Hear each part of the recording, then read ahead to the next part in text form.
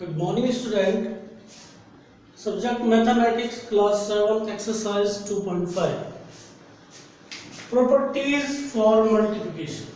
Student, जब हमने इस चैप्टर का इंट्रो वीडियो बनाया था तो उसमें सभी प्रॉपर्टीज के बारे में आपको डिटेल से बिल्कुल बताया था और ये भी बताया था कि ये प्रॉपर्टीज ईच ऑपरेशन के लिए होती है और ईच ऑपरेशन के लिए ऐसे ही इनमें डील होता है। मतलब ईच ऑपरेशन मतलब there are 4 basic operation in mathematics: addition, subtraction, multiplication and division. तो स्टूडेंट, ये प्रॉपर्टीज चैप्टर के इंट्रो वीडियो में हमने डिस्कस कर ली थी। उसके बाद फिर एडिशन में हमने डिस्कस कर ली, सब्ट्रैक्शन में हमने डिस्कस कर ली। स्टूडेंट, मल्टीप्लिकेशन ये चल रहा है तो डिटेल में नहीं जाएंगे प्रॉपर्टीज के।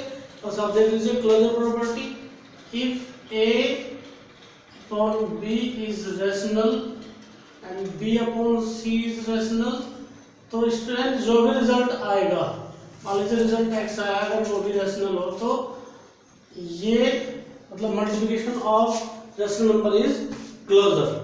कम्यूटेटिव प्रॉपर्टी में स्टूडेंट क्या होता है, a upon b into b upon c equal a upon b, यहाँ कर लीजिए स्टूडेंट c अपॉन d, और ये मान लीजिए x आ गया, यहाँ कर लीजिए a upon b c upon d। तो स्टूडेंट आप इसे ऐसे लिख सकते हैं c upon d into a by b। अगर ऑर्डर चेंज करने पे इसके आंसर अनचेंज रहता है, आंसर में कोई डिफरेंस नहीं आता है, तो हम क्या कह सकते हैं student, multiplication of rational number is commutative. और स्टूडेंट मैं आपको बता दूं कि ये भी ट्रू होता है, ये भी ट्रू होता है। मतलब multiplication of rational number is closure and multiplication of rational number is commutative. Associative भी होता है स्टूडेंट। एसोसिएटिव में मान लीजिए a अपॉन b और c upon d, e upon f। आप इसे अगर ऐसे करें a upon b into c upon d into e upon f, तो स्टूडेंट आंसर चेंज नहीं होगा। अगर आप ऐसे कर सकते हैं और आंसर चेंज ना हो तो ये एसोसिएटिव प्रॉपर्टी को फॉलो करेगा, तो हम कह सकते हैं the product of rational number is associative. Next देखते हैं स्टूडेंट मल्टीप्लिकेटिव आइडेंटिटी। जैसे स्टूडेंट एडिटिव आइडेंटिटी में हमने बताया था ऐड कर दो आंसर चेंज ना हो, ऐसे मल्टीप्लिकेटिव आइडेंटिटी में भी मल्टीप्लाई कर दें आंसर चेंज ना हो। ऐसा कौन है स्टूडेंट, ऐसा तो 1 ही है, आप मल्टीप्लाई कर देंगे आंसर चेंज ना हो। देखिए student a upon b equal to 1 और ये आ जाएगा स्टूडेंट a अपॉन b, इसे आप 1 इंटू a अपॉन b कर दें तो भी कोई प्रॉब्लम नहीं है। तो स्टूडेंट ये इसका मतलब ये हुआ कि मल्टीप्लिकेटिव आइडेंटिटी कौन है स्टूडेंट, 1। नेक्स्ट देखते हैं student distributive property of multiplication और एडिशन और subtraction. First part, second part, मान लीजिए स्टूडेंट आप a अपॉन b और c upon d plus e upon f, ये स्टूडेंट मल्टीप्लाई हुई है एडिशन पर, तो इसे आप डिस्ट्रीब्यूट कर सकते हैं a upon b into c upon d plus a upon b into e upon f। तो इसे क्या लेंगे student, multiplication property of distributive property of multiplication और एडिशन। और इसे ऐसे भी कर सकते थे a upon b c upon d minus e upon f। तो क्या हो गया स्टूडेंट, ये a upon b into c upon d minus a upon b into e upon f। तो क्या कह सकते हैं student, distributive property of multiplication और सब्ट्रैक्शन। तो दोनों ही प्रॉपर्टी फॉलो होते हैं student. Distributive property of multiplication और एडिशन भी फॉलो होती है और डिस्ट्रीब्यूटिव प्रॉपर्टी ऑफ मल्टीप्लिकेशन और सब्ट्रैक्शन भी फॉलो होती है। ये भी ट्रू होती है, ये भी ट्रू होती है। नेक्स्ट देखेंगे student, for every non zero rational number, अगर कोई रैशनल नंबर जीरो के इक्वल नहीं है, वो अगर a है, देयर एग्जिस्ट और रैशनल नंबर, एक कोई दूसरा नंबर एग्जिस्ट करता है b, such that a into b equal to 1। a into b equal to 1 or b into a equal to 1, then b is called the multiplicative inverse or reciprocal।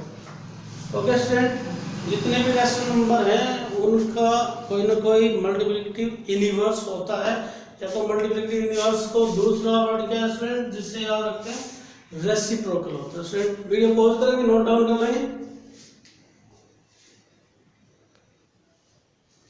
Student देखते हैं question number 1, multiply करना है। ये हमने पहले वाली exercise में भी किया था स्टूडेंट। तो अगर कोई कॉमन फैक्टर है तो पहले उसे ही कैंसिल आउट कर दीजिए। ये हम देख पा रहे हैं कोई भी कॉमन फैक्टर नहीं है। हमें करना क्या है स्टूडेंट, न्यूमरेटर का मल्टीप्लाई न्यूमरेटर में और डिनोमिनेटर्स का डिनोमिनेटर्स में करना है। 3 into 5 7 into 4, यहाँ लिखना है स्टूडेंट प्रोडक्ट पूरा लिख लेंगे स्टूडेंट आप। 3 5 15 7 4 28। सेकंड में स्टूडेंट आपको करना यह है, कोई कॉमन फैक्टर है तो पहले उसे कैंसिल आउट कर देना है।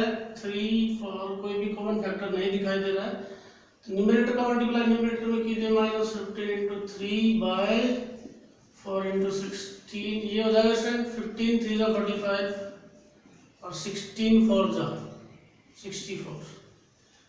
आगे बढ़ेंगे student, fill in the blanks.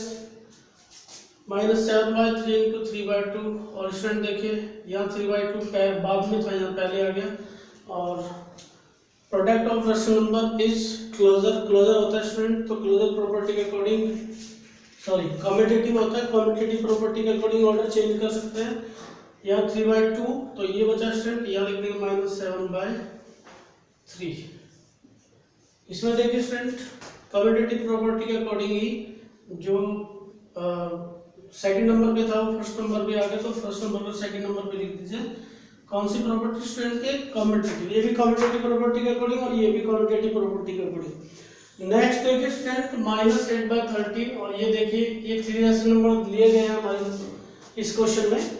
तो 3 rational number student associative property में लिए जाते हैं। देखिए और जो प्रोडक्ट ऑफ रेशनल नंबर होता है वो एसोसिएटिव प्रॉपर्टी को फॉलो करता है। तो स्टूडेंट देखिए क्या कर सकते हैं, ये 15 by -4 या 14 देख लेते हैं स्टूडेंट। ये है क्या, क्वेश्चन नंबर 3 है ये।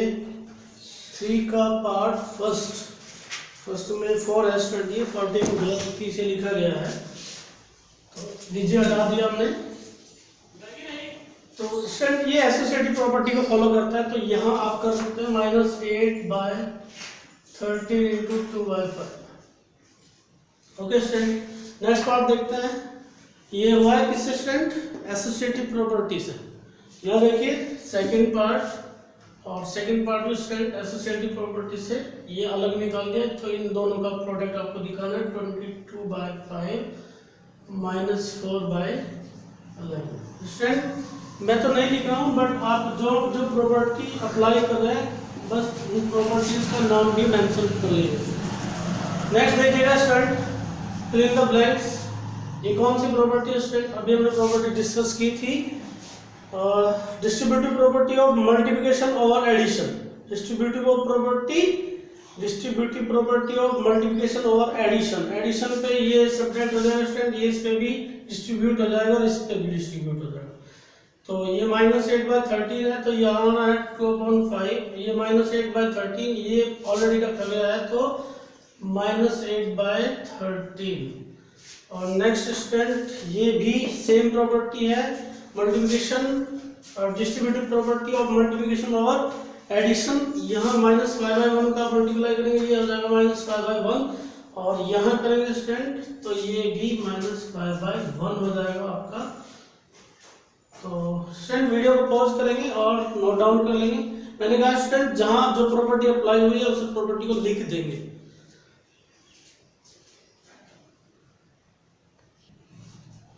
स्टूडेंट देखते हैं question number 5, verify the property a into b equal to b into a। this property is called commutative property। तो स्टूडेंट टू प्रूव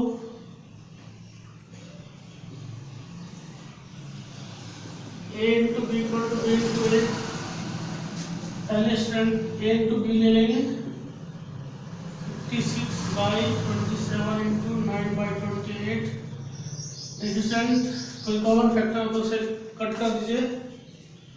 14 2 जा 14, 4 जा 2 2 जा 4, 9 3 जा 27। तो ये स्ट्रेंथ हो गया आपका 2/3। बी इंटू ए ले लीजिए स्ट्रेंथ 9/28 इंटू 56/27, 28 2 जा 9 3 जा, ये हो गया स्ट्रेंथ आपका 2/3। देयरफॉर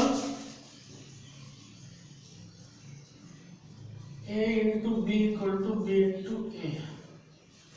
यहाँ देखिएगा स्ट्रेंथ सेकंड पार्ट में, to prove A into B equal to B into A. तो स्ट्रेंथ हम A इंटू बी ले रहे हैं पहले, into b 35 minus 33 into 11/75। Student देखिए कोई भी कॉमन फैक्टर है तो उसे कट कर लीजिए। 11 1 जा 11, 11 3 जा 33 और 5 7 जा 5 1 जा 5, 5 5 का 25। और कोई कॉमन फैक्टर नहीं बचा स्टूडेंट तो आप लिख सकते हैं 7 1 जा 7 एंड 15 3 जा 45। एक स्टूडेंट डिनोमिनेटर में नेगेटिव साइन है तो उसे पॉजिटिव बना लेंगे। -1 से न्यूमरेटर डिनोमिनेटर में मल्टीप्लाई करेंगे तो ये हो जाएगा -7/45। और b इंटू ए लीजिए स्टूडेंट आप, b एल लिखेंगे 11/75 एंड 35/-33। तो ये हो जाएगा स्टूडेंट आपका 11 3 जा और 5 5 1 जा 5, 5 25, 5 7 जा 15 3 जा 45, 7 1 जा 7।